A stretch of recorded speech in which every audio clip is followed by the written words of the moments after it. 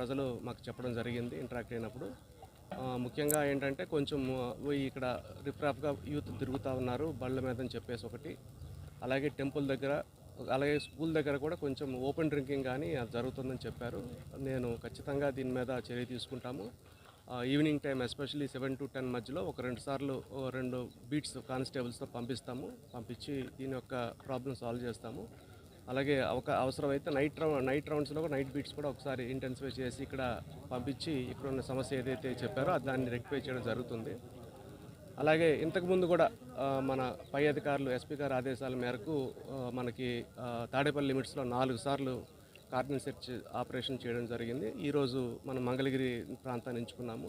రాబోయే రోజుల్లో కూడా ఏవైతే ప్రాంతాలు మనకి నోటీసులోకి వస్తాయో ఒకసారి వెరిఫై చేయాల్సినటువంటి అంశం అని చెప్పేసి ఆ ప్రాంతాల్లో ఖచ్చితంగా కార్డన్ సెర్చ్ ఆపరేషన్ చేస్తాము. ఈ విధంగా చేయటం వల్ల ఏంటంటే మన క్రైమ్ ప్రివెన్షన్ ఒకటి అవుతుంది. అలాగే ఇక్కడ సమస్యలు తెలుసుకుని ప్రజల యొక్క సమస్యలు పోలీస్ పరంగా ఏం సమస్యలు అని తెలుసుకోవడం జరుగుతుంది, వాటిని రెక్టిఫై చేయడం జరుగుతుంది. మాకు ఫీల్డ్ లెవెల్లో అంటే గ్రౌండ్ లెవెల్లో బాగా అర్థం అవ్వడానికి కూడా ఈ యొక్క కార్డన్ సెర్చ్ ఆపరేషన్స్ ఉపయోగపడతాయి. కాబట్టి రాబోయే రోజుల్లో కూడా ఇంకా ఫర్దర్ చేస్తాము.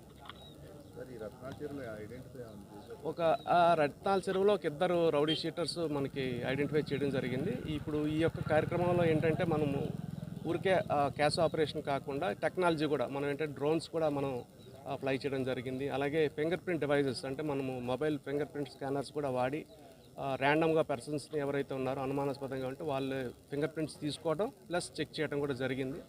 సో ఇవన్నీ కూడా అంటే ఇన్కార్పొరేట్ చేస్తూ ఏదో నామకా వాస్తే కాకుండా కొంచెం ప్రాపర్గా జరిగే విధంగా మాకు ఇన్స్ట్రక్షన్స్ ఇవ్వటం, మేము అది ఫీల్డ్ లెవెల్ ఇంప్లిమెంట్ చేయడం జరుగుతూ ఉంది.